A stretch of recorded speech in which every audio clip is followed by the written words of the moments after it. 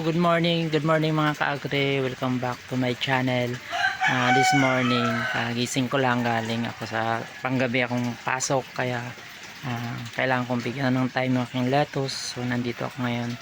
So nakita ko dahil yung aking reservo na litaw na po yung aking water pump, submersible water pump. So kailangan ko siyang i-refill. So ngayon gagawa ako ng aking nutrient solution. Magtitimpla po ako. So kung bago ang lahat, kung bago pa po kayo sa akin channel, huwag makalimot na mag-subscribe, mag-click ng notification bell at mag-follow para sa konting kaalaman sa aking mga pagtatanim. So ngayon nasa letusan tayo, wala ako sa farm. So tara na, bigyan ko kayo ng konting kaalaman sa paggawa ng nutrient solution para sa pagtatanim. Gawa tayo ng nutrient solution, magtimpla sa container. So ang laman nito is 10 liters. Bali, pag dito tayo sa container, bali dalawang 10 liters, kaya 20 liters po itong isang ganito. Tapos ang sunod natin is kukuhanin natin yung pH ng tubig, kasi yan kailangan meron tayong standard na 5.5 to 6.0. gagamit tayo ng pH meter. pH meter. So ngayon titingnan natin yung tubig ng nawasa kung gaano kadumi.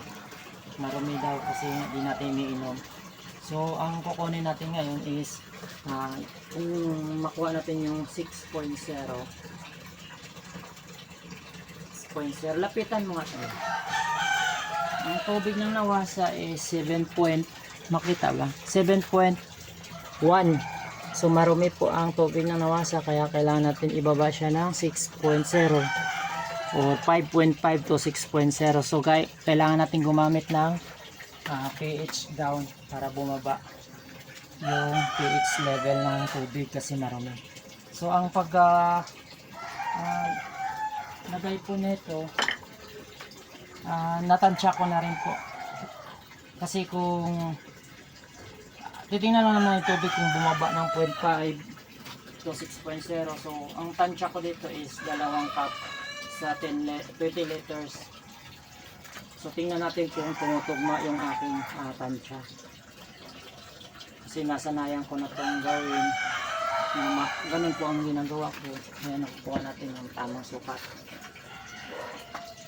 Titingnan natin, haluin muna natin. So dapat pala pag naghalo tayo, malinis din to, walang dumi. Haluin natin, tapos kukunin yung pH reading. Tingnan natin kung makuha natin yung 5.5 to 6.0 gamit ang pH meter.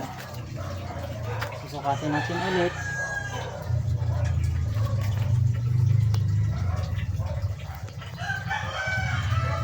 Yan, pasado lagi yung dalawang takip na pH down, kaya meron tayong reading na 5.7. so pasado po yan. So proceed tayo sa next procedure kung paano natin to titimplahin yung ating nutrient solution.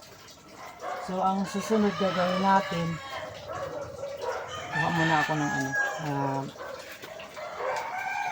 okay na ba? Sunod gagawin natin, maglagay tayo ng solution A, pero dito grow 1 ang sabi dito. Depende kasi sa manufacturing, tapos grow 2. Kung kadalasan po nakasulat dito sa mga nutrient solution ay solution A saka solution B. Madali lang matandaan kung ano yung solution B kasi may kulay siya. Ito po yung composition ng nitrogen, phosphorus saka potassium. So ito naman sa calcium nitrate. So go. Umpisa tayo sa solution A. Dahil 20 liters yan, kailangan natin ng 2.5 per liter kung sa 20 liters kailangan natin ng 50 ml na nutrient. So dito sa sukatan ko ay lagay natin dito sa gitna kasi 60 na yung kasunod. Kailangan lang natin ng 50 ml sa nutrient solution. para maitama natin doon sa 20 liters. So ang paglagay, hindi po pwede sabay-sabay. Hahaluin natin yan after mga 5 minutes. Saka lang natin isunod yung solution B. So halo ulit para di mag-crystallize. Kailangan haluin para hindi siya mag-crystallize. Kasi pag hindi yan nahalo, makita mo yan nagkaroon ng parang lapak. So yun po yung crystal doon, naglalapak po siya kasi hindi nahalo ng maigi. So haluin natin ng maigi mga 5 minutes. Saka natin ilagay yung solution B. Solution B, tapos sunod na natin kasi naka 5 minutes na. Sunod na natin ang solution B. Ganon din 50 ml. 25 50 ml. Kasi 25 ml sa 10 liters. So dahil 20 liters yan, kailangan na lang yan 50 ml. So sunod na natin siya para makumpleto na natin yung solution A at saka solution B. Haluin.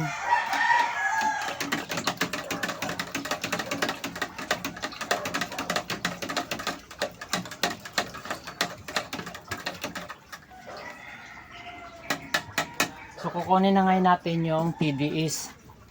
So ito yung gagamitin natin, TDS meter. TDS meter po ito. Ito po yung panukat kung gaano po dami na yung nailagay natin nutrient.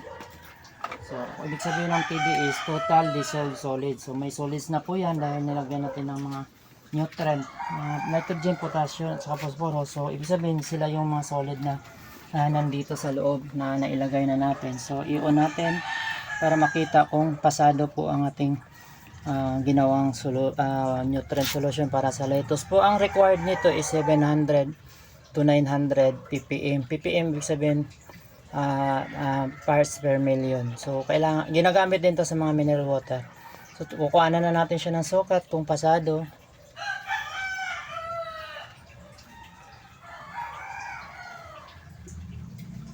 Ay, sige lang. So di natin makuha dahil magalaw ang kamay ko. Kuha tayo ng ganito ang gagawin natin. Okay, 721. Pasado po siya sa 50 ml na nutrient solution. So na-meet natin yung kanyang required na 700 to 900 ppm. So pasado na, okay na. Pwede natin gamitin sa ating tanim na lettuce. So andyan lang po nagtatapos ang ating tutorial sa paggawa ng nutrient solution para sa lettuce. Thank you. Bye bye.